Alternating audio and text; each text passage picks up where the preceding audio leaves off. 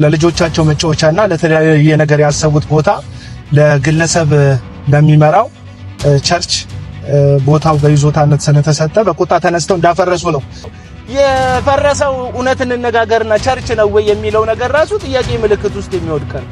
ያወራሁት መንፈሳዊ ነገር ነው። ፖለቲካ አላወራሁኝ። አይ አይደለም። ከሽ የግሎትን አይደለም። ስለ ህዝብ ማውራት፣ ስለ ኦርቶዶክሳውያን፣ ስለ ቤተክርስቲያን መናገር ሃይማኖት ነው ወይንስ ፖለቲካ ነው? አሁን ይሄንን ይመልሱ ሊቃሲስ እኮ የግሎትን ለግሎት ያዙት። የግል አይደለም። ስለ ሀገር የግል የማከርሶ የተሻለ ፖዚሽን ላይ ያለው እንግዶች የሆኑ ሰዎች 4 ሰዓት ገደማ ሞባይል ተወሰደባቸው። 4 ሰዓት ከ5 4 ሰዓት ከ10 ለአዲስ አበባ ፖሊስ ተደወለላቸው። ብታምኑ ባታምኑም 9 ሰዓት ከ5 ሰዓት በኋላ 9 ሰዓት ላይ አንኳኩተው የአዲስ አበባ ፖሊስ ሞባይላቸው መለሰላቸው። ፖሊስ ሆኖ ከሌባ ጋር ሲተባበር የለየትኛው አካል ነው ሄዳችሁ የምትጮቱት? በኦሮሚያ ክልል አንፈልግህም የተባለው ኦነግ በአዲስ አበባ ነዋሪዎች ተመርጦ 2 ወንበር ማግኘቱን። ሰላም እንዴት ናችሁ? በድጋሚ በአዳዲስ መረጃዎች ተመልሼ መጣሁኝ። ከትናንትና ወዲያ በአያት 49 ፈረሰ ስለተባለው ቸርች ትክክለኛ ምክንያቱ ይፋ ሆኗል። እሱን የምንመለከት ይሆናል። ቲክቶክ ላይ በተደረገ የላይቭ ቆይታ የኛው አባቶች ሲከራከሩና ሲጨቃጨቁ የሚያሳይ ቪዲዮ እየተዘዋወረ ይገኛል። ምንድነው የተፈጠረው የሚለውንም በዚህ ቪዲዮ የምንመለከት ይሆናል። አዲስ አበባ ላይ በሌባ ንብረታቸውን የተሰረቁት እንግዶች በሰዓታት ልዩነት ፖሊስ ንብረታቸውን አምጥቶ ሰጣቸው ሲሉ ጠቅላዩ እየተናገሩ ይገኛሉ። ተቃራኒው ደግሞ ፖሊሶች ከሌቦች ጋር ተባብረው አጠቁኝ የሚሉ ድምጾች እየተሰሙ ይገኛሉ። ኦነግ በአዲስ አበባ ነዋሪዎችም እንደተመረጠ እየሰማን እንገኛለን። እነዚህንና ሌሎችን ቪዲዮዎች በሰፊ የምንመለከት ይሆናል። ዩቲዩብ እንደሚነግረን ከሆነ ከ50% በላይ የምትሆኑት ማለትም ግማሽ የምትሆኑት ተመልካቾቻችን ቤቱን ሰብስክራይብ ሳታደርጉ ተመለከታችሁን ነው። ቤቱን ሰብስክራይብ ማድረጋችሁ ከእናንተ ምንም አይቀንስም። ነገር ግን እኛ የምናቀርባቸው መረጃዎች ቫይራል እንዲወጡ ስለሚያደርግልን ቤቱን ሰብስክራይብ ቢሆን ደግሞ ላይክ እና ሼር ማድረጋችሁን እንዳትረሱ። ለመሆኑ በአያት 49 ስለፈረሰው ቸርች ምን አይነት መረጃ ነው የተገኘው የሚለውን እናስቀድም። እነዚህ በእድሜያቸው ተለቅ የሚሉ ወገኖች በዚህ ሰዓት ላይ በአዲስ አበባ ፖሊስ ቁጥጥር ስር ውለዋል።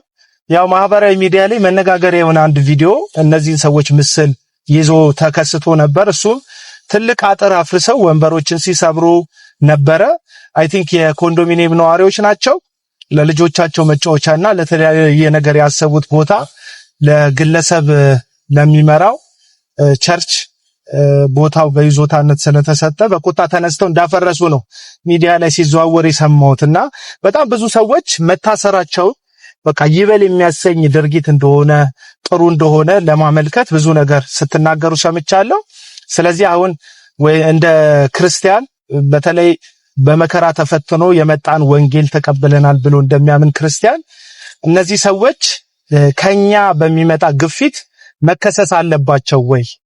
መንግስት ራሱን የቻለ ህግን የሚያስከብርበት መንገድ ስላለው እሱን ለህግ አስከባሪዎቹ ትተንላቸው፣ እኛ ግን እንደ ክርስቲያን እነዚህ ሰዎች ላይ ጣት እየጠቆምን የተለያየ ቪዲዮዎች እየሰራን ራሳችንን የክርስቶስን ወንጌል እንደሚከተል የክርስቶስ መስቀል እንደተሸከመ ሰው ስንገልጽ የከረምን ሰዎች የምር ወንጌል ይሄን ነው ወይ ያስተማረን?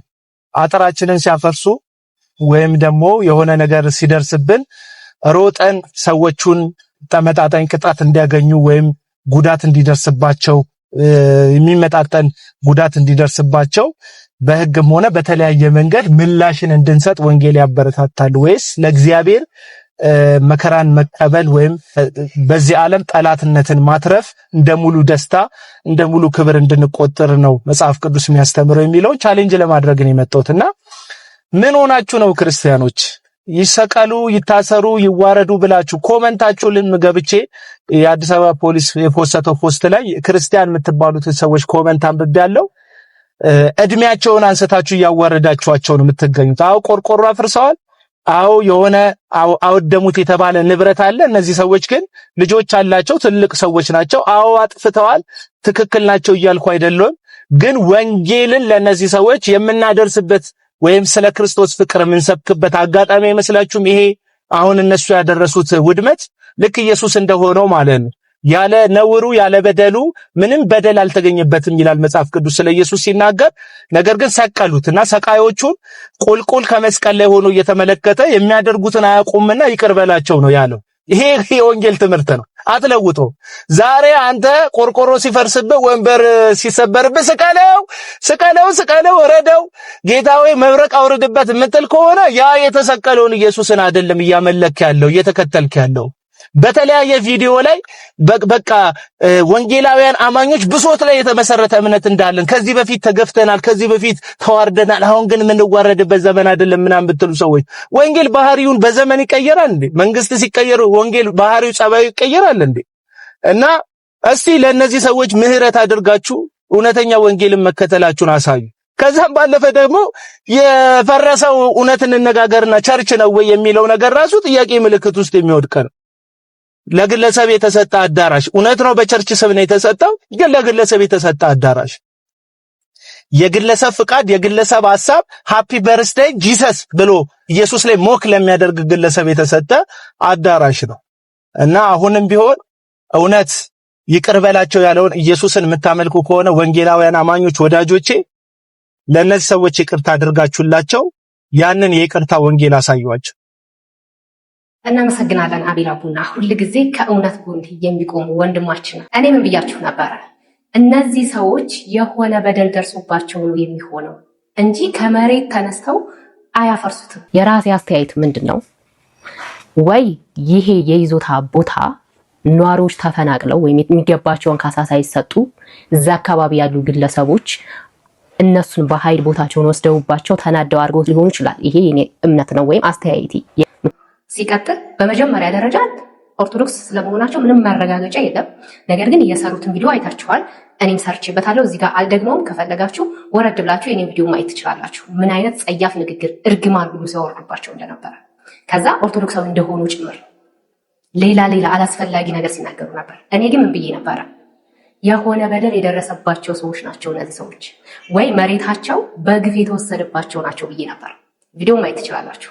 የኔ አስተያየት ነው፣ ግን እንደዚህ ነው ሊሆን የሚችለው በእርግጠኝነት እንጂ እነዚህ ሰዎች ኦርቶዶክስ ስለሆኑ እነዛኞቹ ደግሞ ፕሮቴስታንት ስለሆኑ አይደለም እየፈረሰ ያለው።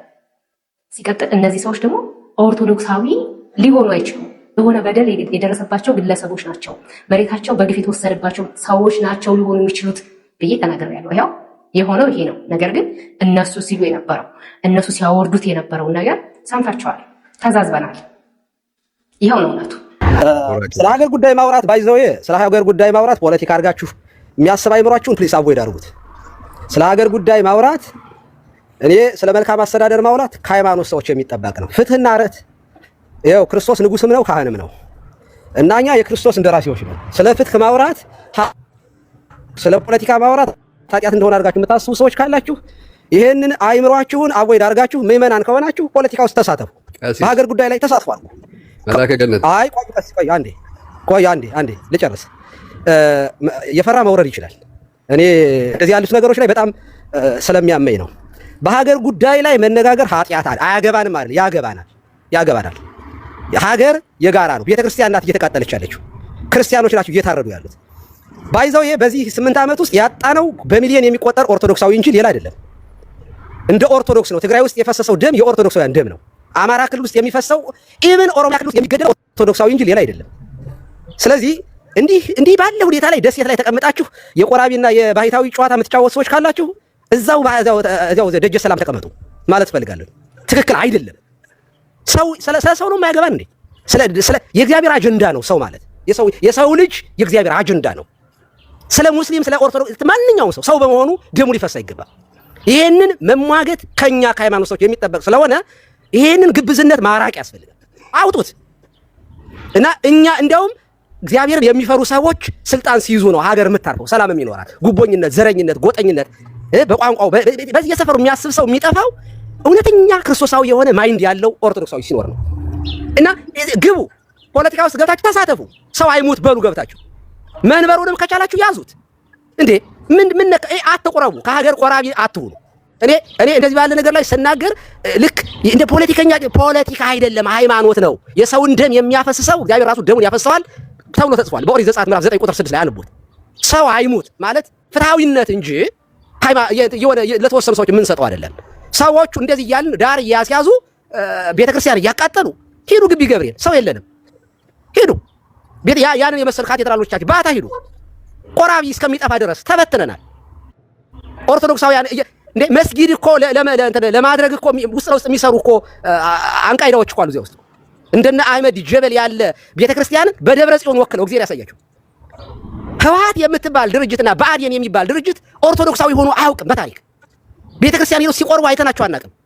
እነዚህ ፓጋኖች ናቸው ሲጀመር። ቤተክርስቲያን የሚያውቁት ግን በደብረ ጽዮን አገዛዝ አክሱማውያንን ሲሰደቡ አይተናል። ኦርቶዶክሳውያን እኛ ቤተክርስቲያን ስትሰደብ አይተናል። አይወክሉንም።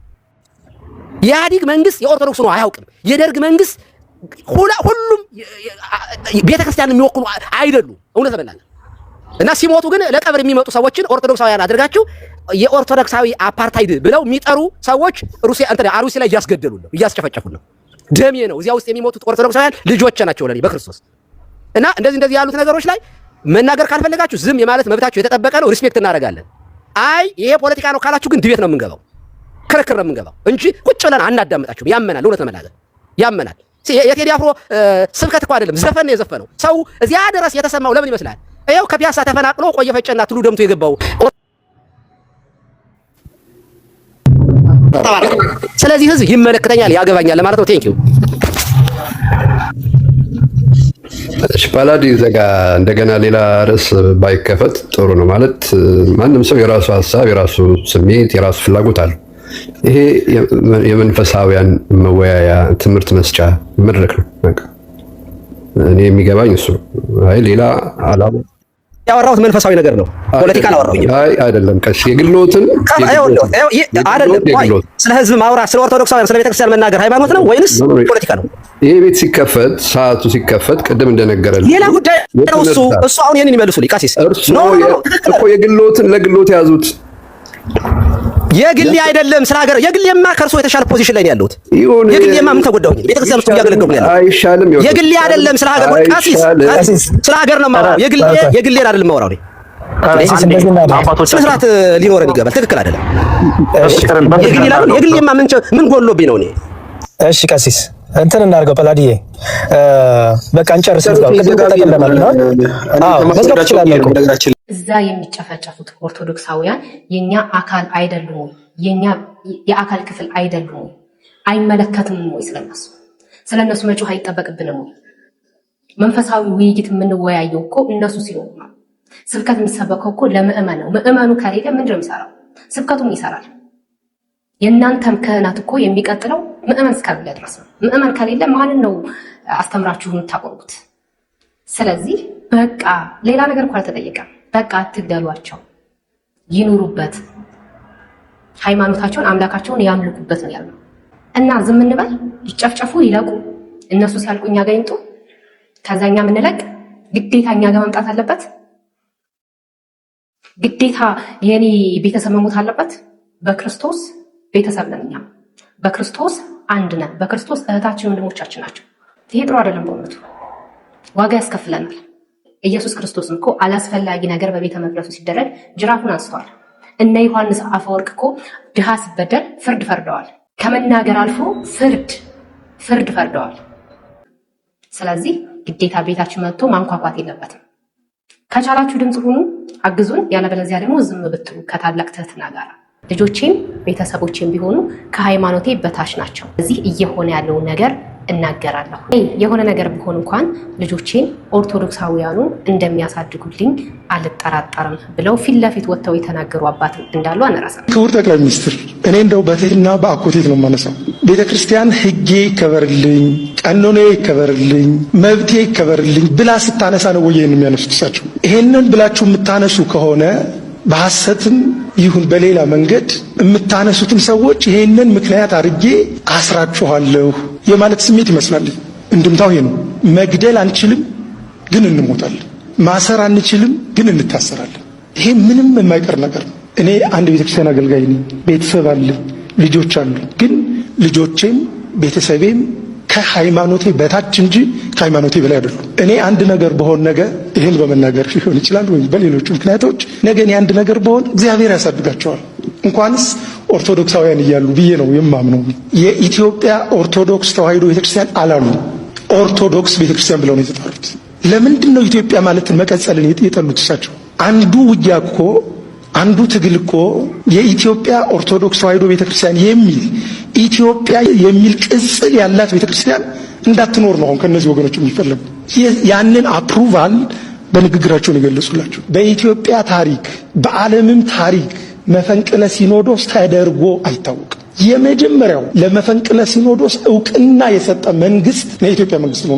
ሁለተኛ ንቀት። ከ60 ሚሊዮን በላይ ህዝብ የምትመራውን ቤተክርስቲያን እንዴት አድርገው ነው ይናቋት? እንዴት ነው የሚመኑን ያዩት? 60 የዛ እጅ እኮ ነው እሳቸው የመረጣቸው። የሚያስተዳድሩት እኮ ያንን ከ60 ከ70 ሚሊዮን ህዝብ በላይ ያለውን ህዝብ እኮ ነው የሚመሩት። እንዴት ነው ያዩት? ያንሱ ያንን አፍር ገፊውን እሳቸውን አንቱ ያሰኛቸውን እሳቸውን ለክብር ያበቃቸውን ያንን ህዝብ በምን መልኩ ነው ያዩት? ዘነጉት እንደ ክቡር ጠቅላይ ሚኒስትር ወርቅ ካባ እኮ ነው ያለበሰቻቸው። የወርቅ ወንጌል ነው እኮ የሰጠቻቸው ከነ ባለቤታቸው ጠርታ። ፓትርያርኩ መካከል ተነስቶ ፎቶግራፉን ማየት ይቻላል እንዴ! በአንደበት እኮ ነው እሳቸው የረዷቸው ጠቅላይ ሚኒስትር አይደሉ እንዴ? ጠቅላይ ሚኒስትር የረዷቸው ሰው አይደሉ እንዴ? ፓትርያርኩን ሾማለን ያሉ በአንደበታቸው። ታዲያ ይሄ በብፁዕ ቅዱስ አቡነ ማትያስ ላይ በላያቸው ላይ መሾም አይደለም እንዴ? ከመንፈስ ቅዱስ ቀጥለው የሚመሩትን ሲኖዶስን አይደል ያፈረሱት? ይሄ ብፁዕ ቅዱስ አቡነ ማትያስን ማፍቀር ነው እንዴ? እኔ ብቻ ነኝ አዋቂ፣ ይህንን ነገር እናንተ አታውቁም አትተረጉሙትም ብሎ ማሰብ በዚህ ዘመን ከባድ ነው። ክቡር ጠቅላይ ሚኒስትር በልምድም በእውቀትም በመኖርም ከርሶ የላቁ አዋቂዎች እንዳሉ ይረዱ። እግዚአብሔር ግን ለምን እንደሆነ በማይታወቀው መልኩ እርስዎን ለጠቅላይ ሚኒስትርነት አብቅቶታል። ክቡር ጠቅላይ ሚኒስትር በሶ ሀሳብ ተነስተው የኢትዮጵያ ኦርቶዶክስ ተዋሕዶ ቤተክርስቲያን ለአምልኮ ይገባታል ወይም ለትምህርት ይገባታል ብለው የሰጡት መሬት አንዲት ካሬ መሬት ይኖራል? ኦኬ፣ እኔ እሳቸው መልሼ ልጠይቅ። ለነዚህ አብያተ ክርስቲያናት ካርታ ባይሰጡ ኖሮ ሊያፈርሷቸው ነበር? ምን ሊያደርጓቸው ፈልገው ነበር? ቅድስት ሥላሴ ምን ሊያደርጉት ነው? ቅድስት ሥላሴ የእሳቸው ባለስልጣኖች ሲያርፉ የሚቀበሩበት ቦታ ነው። እንዴት አዩት? ያንን ያው አሁን ግልጽ ሆኖ መጥቷል። እንዲህ ዝም ብሎ ትንቢት ተናጋሪ ነኝ ብሎ የኢትዮጵያ ቤተክርስቲያንን የሚሳደብ እንደምትከፈል አስቀድሞ የተናገረ ልክ አሁን እሳቸው አፕሩቭ ያደርጉለትን ማለት ነው። አሁን እሳቸው አፕሩቭ አደረጉለት። ለኔ የተረዳሁት ለዛም ሰውዬ እኔ ነኝ የነገርኩት አይነት ነገር ነው ያለው። ክቡር ጠቅላይ ሚኒስትር አብይ አህመድ ግን በየጊዜው ነው የሚሉ በቃ እኮ እግዚአብሔር ማይምረህ ዋት ያውቀዋል። አስታርቂያቸዋለሁ፣ ህንፃ መልሼላቸዋለሁ በየጊዜው ነው የሚሉ። እሺ ምን ነው ዝም በሉ ነው? ምንድን ነው ታዲያ? አልገባኝም። እሳቸው እኮ ናቸው በቤተ ክርስቲያን ላይ ማዕት ያመጡ። በየትኛው የስርዓት ዘመን ነው? በኮሚኒዝም ጊዜ እኮ እንደዚያ ነው። ሰው ስትሆን ድሃ ሲበደል ፍትህ ሲጓደል ለምንድን ነው ይሄ ነገር መሆን የለበትም ብላ ትቃወማል። ይሄ ሰብአዊነትን ብቻ ነው የሚጠይቀው፣ ሰው መሆንን ብቻ ነው የሚጠይቀው።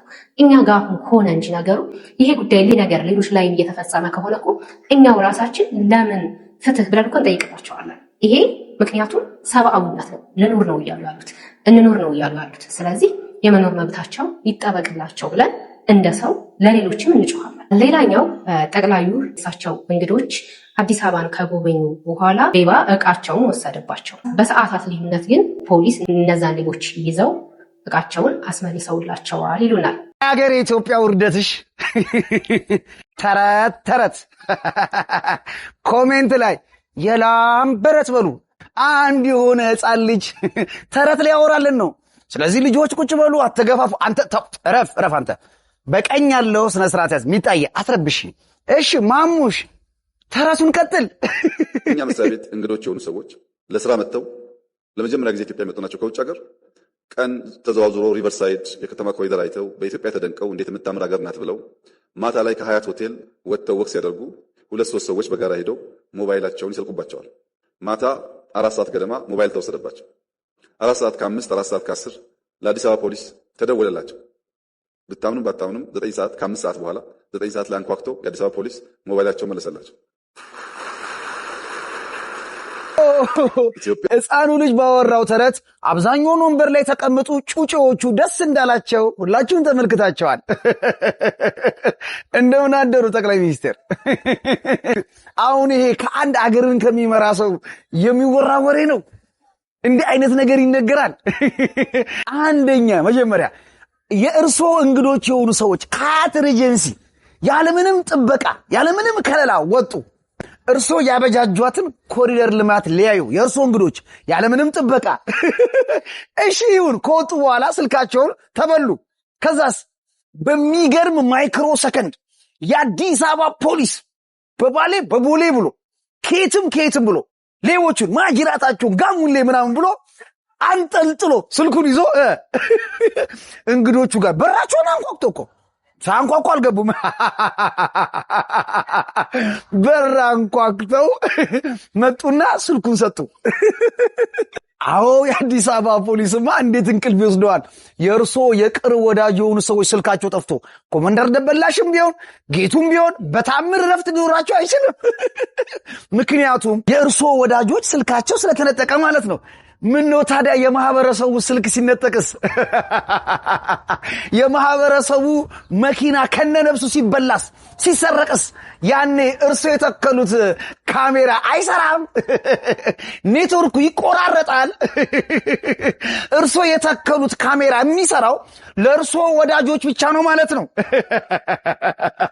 ይሄን እንደ ትልቅ ነገር አድርጎ በጣም የተማርን ነው የሚሉ ሰዎች ፊት እንዲህ አይነት የበከተ ሐሳብ ማውራት ማለት የጅል አንፎ የጅላጅል መንፈስ ካልሆነ በስተቀር ይሄን እንደ ቁም ነገር ተይዞ የሚወራ ወሬ አይደለም። ምክንያቱስ ጠቅላይ ሚኒስትር እርሶ በሚመሯት ሀገር ለ8 ዓመት ያክል አይደለም ሞባይል አይደለም መኪና የሰው ነፍስ በሚነጠቅበት ሰው በገጀራ ተጨፍጭፎ የሚገደለው ቤተ እምነት የሚቃጠለው እርሶ በሚመሯት ሀገር ነው።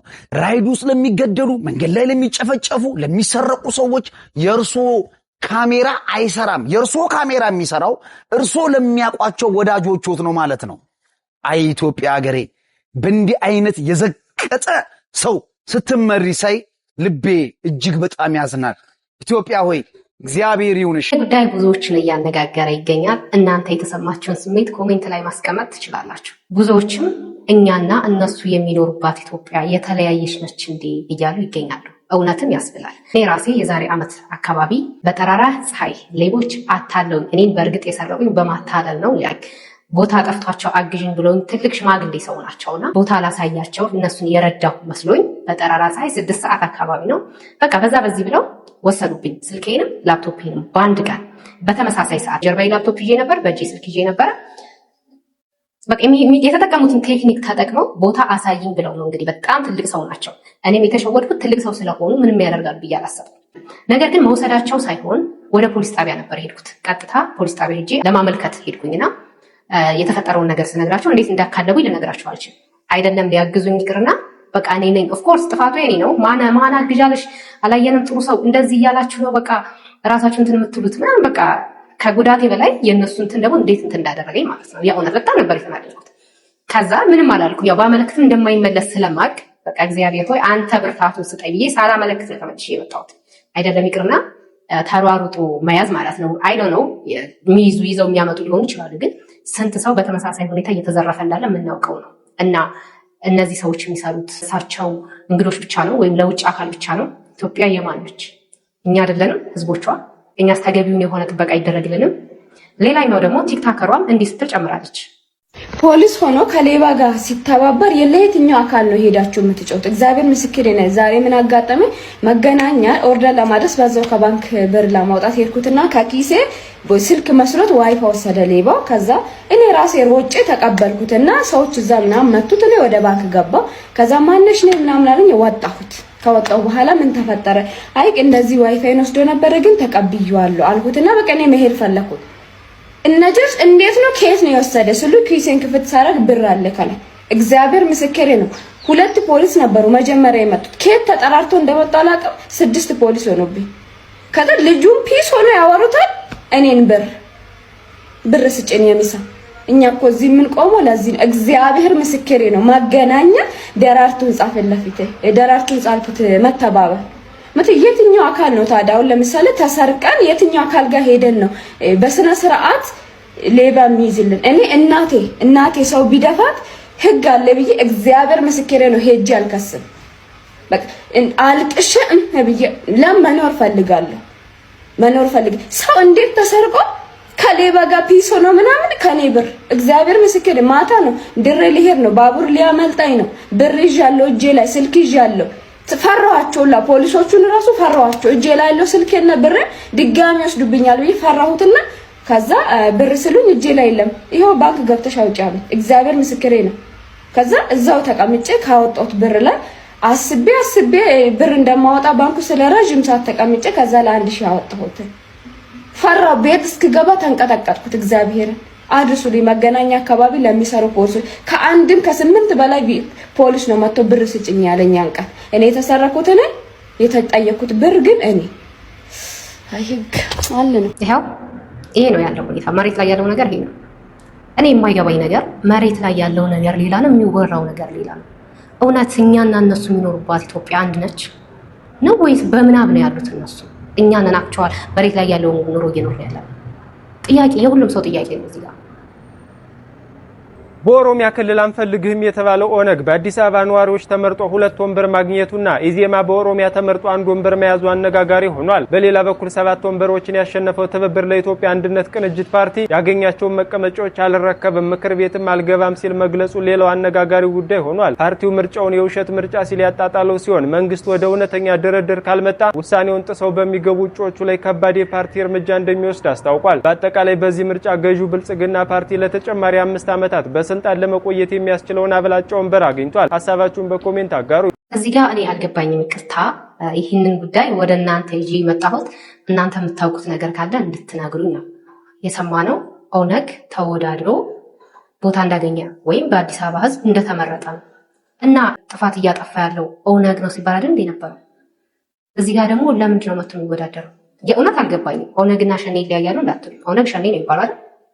አልገባኝም። ኢቭን ጥፋት ሲጠፋ እንኳን መንግስት ይሄን ነገር ያደረገው እንዳይል ህዝቡ ኦነግ ነው ይሄን ነገር ያደረገው ተብሎ ኦፊሻሊ ለጠፋ፣ ኦነግ ደግሞ መንግስት ነው ይሄን ነገር ያደረገው እያለ ምላሽ ሰጣ እና ይሄንን አካል ለምርጫ ተወዳዳሪ ማድረግ ራሱ ተገቢ ነው ወይስ እኔ የማላውቀው ነገር አለ ወይስ ሌላ ኦነግ አለ? አልገባኝም። የእውነት ደጋግሜ የሰማሁት ብዙ ነገሮችን ፈራለሁ። ምንም ግልጽ የሆነልኝ ነገር የለም። እናንተ የምታውቁት ነገር ካለ አስረዱ፣ ኮሜንት ላይ ጻፉልኝ። በሌላኛው ቪዲዮ ስናቀና በአርሲ ኦርቶዶክሳውያን ጉዳይ ላይ ታስራ የነበረችው ጋዜጠኛዋ እህታችን ተፈታለች። ቻናዋንም በዚህ መልክ አቅርባለች። ጤና ይስጥልኝ። ሳልሳዊት ባይነሳይ ነኝ። ተመልሰናል። በመላው ዓለም ለምትገኙ ውድ ኢትዮጵያውያን ወገኖቼ በሙሉ በእውነት ስለእናንተ ቃል ያለኝም እጅግ አድርጌ አመሰግናችኋለሁ። በእስር ላይ መዋሌን ከሰማችሁበት ዕለት አንስታችሁ ያለማቋረጥ ድምፅ የሆናችሁኝ የሙያ አጋሮቼ እንዲሁም በጸሎታችሁ ያሰባችሁኝ መላው ኢትዮጵያውያኖች እጅግ አድርጌ አመሰግናችኋለሁ። ከዛም አልፋችሁ በእስር ቤት ያለሁበት ቦታ ድረስ እየተመላለሳችሁ የጠየቃችሁኝ፣ ፍቅራችሁን የገለጻችሁልኝ፣ በጸሎት ያሰባችሁኝ፣ የመከራችሁኝ ታላላቆቼ፣ ታናናሾቼ ሁላችሁ እግዚአብሔር አምላክ ብድራችሁን ይመልስልኝ። እጅግ አድርጌ አመሰግናችኋለሁ። ከዛም አልፎ ዋስ ጠበቃ መሆን እንችላለን፣ አዎ ኃላፊነቱንም ስለሷ እንወስዳለን ብላችሁ የተሟገታችሁልኝ፣ ሞገስ ይሆናችሁኝ እግዚአብሔር አምላክ ሞገስ ይሆናችሁ። እጅግ አድርጌ አመሰግናለሁ። ያሳዘንኳችሁ፣ ከማንም በላይ ያደከምኳችሁ ቤተሰቦቼ፣ እህት ወንድሞቼ፣ ያሳዘንኳችሁ እናት አባቶቼ በእውነት ይቅርታ አድርጉልኝ። እጅግ አድርጌ ወዳችኋለሁ፣ አመሰግናችኋለሁ። ዛሬም ድረስ ደህንነቴ እያሳሰባችሁ የጠፋሽ እያላችሁ መልእክት ለምትልኩልኝ ለሁላችሁም መልእክት መላክ ስላልቻልኩ ይኸው በቪዲዮ መጥቻለሁ። ደህና ነኝ። ወደ ስራዬም በቅርቡ እመለሳለሁ። አስቤበት ተዘጋጅቼ ከፍ ያሉ ሀሳቦችን ይዤ ወደ እናንተ ለመምጣት ከወዲሁ እየተዘጋጀው ነው። አልጠፋም። ሀገራችን ኢትዮጵያን እግዚአብሔር ሰላም ያድርግልን፣ ለሁላችንም ፍቅር ይስጠን። በእውነት ለእኔ እንዳደረጋችሁልኝ እግዚአብሔር አምላክ ለእናንተም ውለታ ይዋልላችሁ። ጀግናዋ እህታችን እንኳን እግዚአብሔር ረዳሽ፣ እንኳን ወደ ቤትሽ አበቃሽ፣ እንኳንም ቤተሰቦችሽ ጋራ በሰላም ተገናኝሽ። ፕሮግራማችን ይህንን ይመስል ነበረ። በቆይታችን እንዳተረፋችሁበት አልጠራጠርም። እዚህ ቤት አዲስ ከሆናችሁ ቤቱን ሰብስክራይብ፣ ቪዲዮን ደግሞ ላይክ እና ሼር ማድረጋችሁን እንዳትረሱ። በሌላ በአዲስ ቪዲዮ ተመልሼ እስከምመጣ ድረስ እግዚአብሔር አምላክ ኢትዮጵያ ሀገራችንን፣ ኦርቶዶክስ ሃይማኖታችንን ይጠብቅልን። ቸር ቆዩ።